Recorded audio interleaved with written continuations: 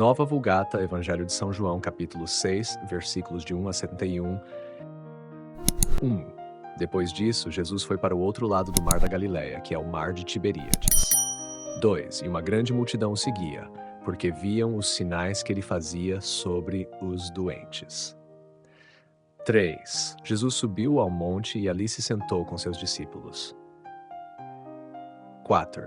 Estava próxima a Páscoa, a festa dos judeus. Jesus, levantando os olhos e vendo que uma grande multidão vinha até ele, disse a Filipe: Onde compraremos pães para que estes comam? Ele dizia isso para o tentar, pois já sabia o que ia fazer. 7. Filipe respondeu: 200 denários de pães não seriam suficientes para que cada um deles recebesse um pouco. Um dos discípulos, André, irmão de Simão Pedro, disse-lhe: Aqui está um menino que tem 5 pães de cevada e 2 peixes. Mas o que é isso para tanta gente? 10. Jesus disse: Fazei os homens sentarem-se.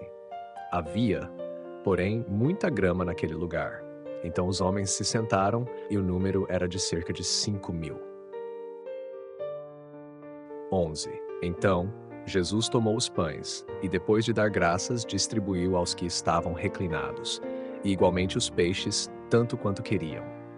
12.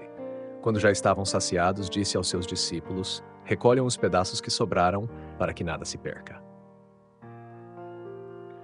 Então recolheram e encheram 12 cestos com os pedaços dos 5 pães de cevada que sobraram, depois que comeram. 14. Quando aqueles homens viram o sinal que Jesus fez, disseram: Este é verdadeiramente o profeta que estava para vir ao mundo. 15. Jesus, sabendo que iam vir para arrebatá-lo e fazê-lo rei, retirou-se novamente sozinho para o monte. 16. Quando já estava escuro, os discípulos desceram ao mar. 17. E entrando no barco, passaram para o outro lado em direção a Cafarnaum. Já estava escuro e Jesus ainda não tinha chegado a eles. O mar estava agitado, pois soprava um forte vento. Quando haviam remado uns 25 ou 30 estádios, viram Jesus andando sobre o mar e aproximando-se do barco, e ficaram aterrados. 20. Mas ele lhes disse: Sou eu, não temam. 21. Eles queriam então recebê-lo no barco, mas imediatamente o barco chegou à terra para onde estavam indo. 22. No dia seguinte, a multidão que estava do outro lado do mar viu que ali não havia mais do que um único barco e que Jesus não tinha entrado nele com seus discípulos, mas que os discípulos haviam partido sozinhos. Outros barcos, entretanto, chegaram de Tiberíades perto do lugar onde eles tinham comido o pão, depois de o Senhor ter dado graças. 4. Quando a multidão viu que Jesus não estava ali, nem seus discípulos, subiram aos barcos e foram para Cafarnaum à procura de Jesus. E, quando o encontraram do outro lado do mar, disseram-lhe: Rabi, quando chegaste aqui? 26. Jesus respondeu-lhes: em verdade vos digo, estais me procurando, não porque vistes sinais, mas porque comestes dos pães e vos saciastes. Trabalhai, não pelo alimento que perece, mas pelo alimento que permanece para a vida eterna, que o Filho do Homem vos dará, pois é nele que Deus o Pai imprimiu o seu selo. 28. Então lhe perguntaram: o que devemos fazer para realizar as obras de Deus? Jesus respondeu-lhes: a obra de Deus é esta, que creiais naquele que ele enviou. Então lhe disseram: que sinal realizas para que o vejamos e acreditemos em ti? Que obra realizas?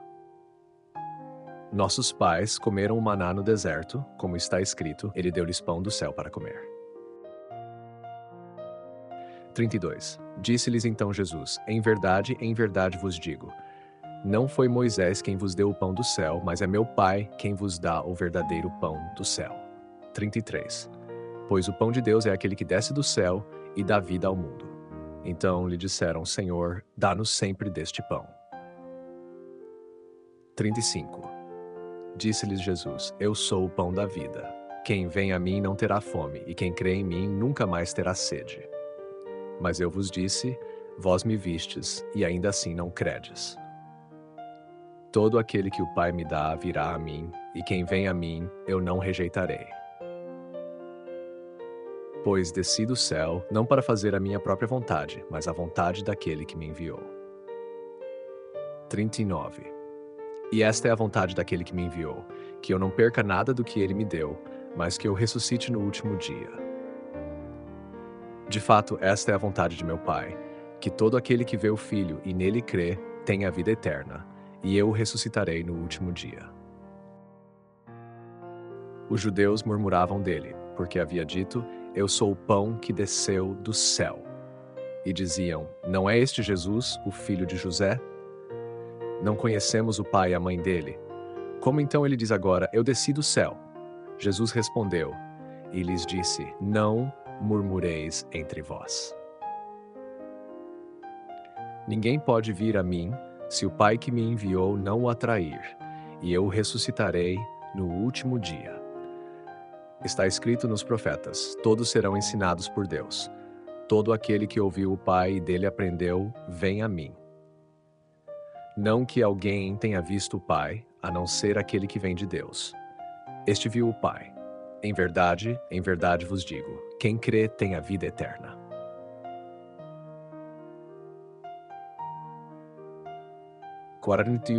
Eu sou o pão da vida. Os vossos pais comeram o maná no deserto e morreram. Este é o pão que desce do céu, para que quem dele comer não morra. Os judeus murmuravam dele, porque havia dito, eu sou o pão que desceu do céu. E diziam, não é este Jesus, o filho de José? Não conhecemos o pai e a mãe dele? Como então ele diz agora, eu desci do céu? Jesus respondeu, e lhes disse, não murmureis entre vós. Ninguém pode vir a mim, se o Pai que me enviou não o atrair, e eu o ressuscitarei no último dia. Está escrito nos profetas, todos serão ensinados por Deus. Todo aquele que ouviu o Pai e dele aprendeu, vem a mim. Não que alguém tenha visto o Pai, a não ser aquele que vem de Deus. Este viu o Pai. Em verdade vos digo, quem crê tem a vida eterna. 48. Eu sou o pão da vida. Os vossos pais comeram o maná no deserto e morreram. Este é o pão que desce do céu, para que quem dele comer não morra. 51. Eu sou o pão vivo que desceu do céu. Se alguém comer deste pão, viverá para sempre. O pão que eu darei é a minha carne para a vida do mundo. 5 judeus discutiam entre si, dizendo, como pode este homem dar-nos a sua carne para comer? Jesus lhes disse, em verdade vos digo, se não comerdes a carne do Filho do Homem e não beberdes o seu sangue, não tereis vida em vós mesmos. 54. Quem come a minha carne e bebe o meu sangue tem a vida eterna, e eu o ressuscitarei no último dia. Pois a minha carne é verdadeira comida, e o meu sangue é verdadeira bebida. Quem come a minha carne e bebe o meu sangue permanece em mim, e eu nele. 57. Assim como o Pai que vive me enviou, e eu vivo pelo Pai, assim também aquele que me come viverá por mim. Este é o pão que desceu do céu. Não é como o pão que os pais comeram e morreram. Quem come deste pão viverá para sempre. Jesus disse essas coisas, ensinando na sinagoga de Cafarnaum. Muitos dos seus discípulos, ouvindo isso, disseram, este discurso é duro. Quem pode ouvi-lo? 61. Mas Jesus, sabendo em seu íntimo que os seus discípulos murmuravam a respeito disso, disse-lhes, isso vos escandaliza. 62. E se virdes o Filho do Homem subir para onde estava antes? O Espírito é que dá vida, a carne não serve para nada. As palavras que vos falei são Espírito e são vida. Mas há alguns de vós que não creem. Pois desde o início Jesus sabia quem eram os que não acreditavam e quem o iria trair. E continuou: Por isso eu vos disse, ninguém pode vir a mim, se isso não lhe for concedido pelo Pai. A partir de então, muitos dos seus discípulos voltaram atrás e já não andavam com ele. 67. Então Jesus disse aos 12, vós também quereis ir embora? Simão Pedro respondeu-lhe, Senhor, a quem iremos? Tu tens palavras de vida eterna, e nós cremos e sabemos que tu és o Santo de Deus. Jesus respondeu-lhes, não fui eu que escolhi a vós os 12? Contudo, um de vós é um diabo. Ele falava de Judas, filho de Simão Iscariotes, pois este, sendo um dos 12, iria traí-lo. Comentário patrístico sobre João 6, 35 e 59. Eu sou o pão da vida. Autor, Santo Agostinho, obra in Johannis Evangelium Tractatus, tratados sobre o Evangelho de João, Tractatus 25. Comentário e explicação. Santo Agostinho, em sua obra dedicada à interpretação do Evangelho de João, reflete profundamente sobre o discurso do pão da vida. Ele entende essas palavras de Jesus como um chamado à fé e à união espiritual com Ele. Segundo Agostinho, quando Jesus declara, eu sou o pão da vida, ele se apresenta como o verdadeiro alimento que satisfaz a fome mais profunda do ser humano, o desejo de Deus. Agostinho explica que o alimento prometido por Cristo é diferente do maná no deserto, que sustentou fisicamente os israelitas, mas não lhes garantiu a vida eterna. Ele destaca que, enquanto o maná foi um símbolo, o pão que Jesus oferece é uma realidade espiritual que conduz à comunhão eterna com Deus. No versículo 53, Nisi manducaveritis carnem filii hominis et biberitis eius sanguinem, non habetis vitam in vobis metipsis. Se não comerdes a carne do Filho do Homem e não beberdes o seu sangue, não tereis a vida em vós mesmos. Santo Agostinho faz uma interpretação profundamente sacramental. Ele ensina que essas palavras apontam para a Eucaristia, na qual os fiéis recebem o corpo e o sangue de Cristo sob a forma de pão e vinho. Para Agostinho, a Eucaristia é o sacramento da unidade, pois ao comermos de um só pão, tornamo-nos um só corpo com Cristo e com os irmãos. Citação de Santo Agostinho: Credere in eum hoces manducare panem vivum, qui credit manducat, invisibiliter saginatur, qui invisibiliter renascitur.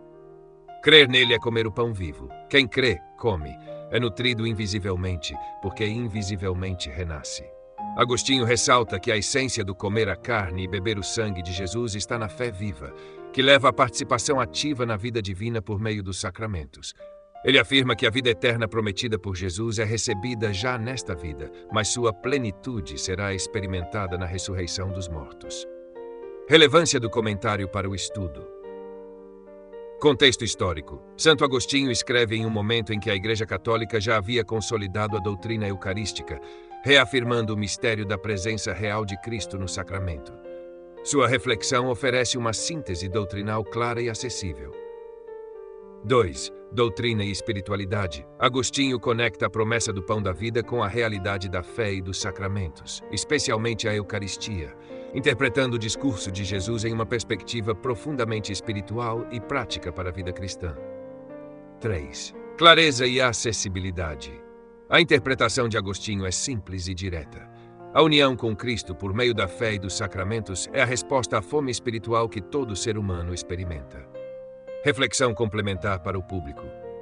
A explicação de Santo Agostinho nos convida a reconhecer que Jesus não oferece apenas algo material ou transitório, mas ele próprio se entrega como o alimento eterno para nossas almas.